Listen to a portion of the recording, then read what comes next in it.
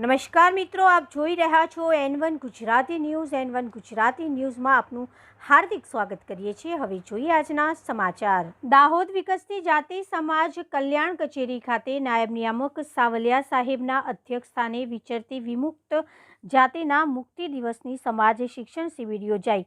ગુજરાત સરકારના સામાજિક ન્યાય અને અધિકારિતા વિભાગ દ્વારા આયોજિત વિચરતી અને વિમુક્ત જાતિઓના મુક્તિ દિવસ દાહોદ જિલ્લાના મુખ્ય મથક દાહોદ જિલ્લા વિકસતી જાતિ સમાજ કલ્યાણ કચેરી ખાતે નાયબ નિયામક શ્રી સાવલિયા સાહેબની અધ્યક્ષતામાં વિચરતી વિમુક્ત જાતિ મુક્તિ દિવસની સમાજ શિક્ષણ શિબિર યોજાઈ.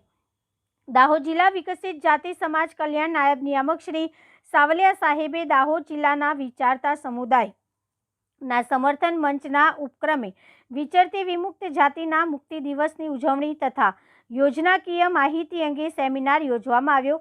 તેમજ વિચરતી અને વિમુક્ત જાતિઓને મળતી યોજનાકીય સહાયની માહિતી આપવામાં આવી હતી, જેમાં પંડિત દીનદયાળ આવાસ યોજના, માનવ ગરિમા યોજના, વિચરતી જાતિની લોન વગેરે વિશે વિસ્તૃત માહિતી આપવામાં આવી.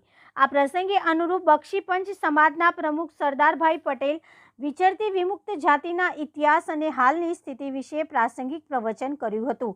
નિવૃત્ત સમાજ કલ્યાણ અધિકારી R.K. વાદી સાહેબ પણ આ કાર્યક્રમમાં ઉપસ્થિત રહી અનેક યોજનાકીય માહિતી આપી માહિતગાર કર્યા હતા. આ પ્રસંગને અનુરૂપ ખૂબ મોટી સંખ્યામાં વિચરતી વિમુક્ત જાતિના આગેવાનો ઉપસ્થિત રહ્યા હતા, જેમાં ચામઠા, સલાટ, વાદી, સિકલીગર, વણઝારા, નટ, બજાણિયા વગેરે સમાજમાંથી આગેવાનો ઉપસ્થિત રહ્યા હતા. તેમજ દાહોદ જિલ્લાના બક્ષીપંચ મોરચાના પ્રમુખ શ્રી સરદારભાઈ પટેલ, બક્ષી મોરચા પંચના મંત્રી નવીનભાઈ સિકલીગર તથા મોરચાના તમામ હોદ્દેદાર તથા અગ્રણી સામાજિક કાર્યકર અને રાવળ સમાજના આગેવાનો, વરિષ્ઠ પત્રકાર શ્રી અભયસિંહ રાવળ, દેવગઢ બારિયા તાલુકાના નાની ખજૂરીના સરપંચ શ્રી ગુલાબભાઈ રાવળ, ગોવિંદભાઈ રાવળ, વિચારતા સમુદાય વિકાસ ટ્રસ્ટના ગુજરાત પ્રદેશ અધ્યક્ષ તથા ઓલ ઇન્ડિયા ફાઉન્ડેશનના કારોબારી સભ્યો શંકરભાઈ ચામઠ ઉપસ્થિત રહ્યા હતા અને તેઓએ સમગ્ર સમુદાયના ઇતિહાસની જાણકારી આપી હતી.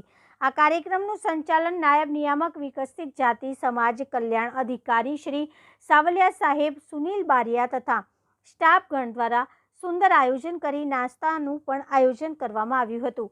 Reporter Abhaysinh Raval, N1 Gujarati news, Dahod.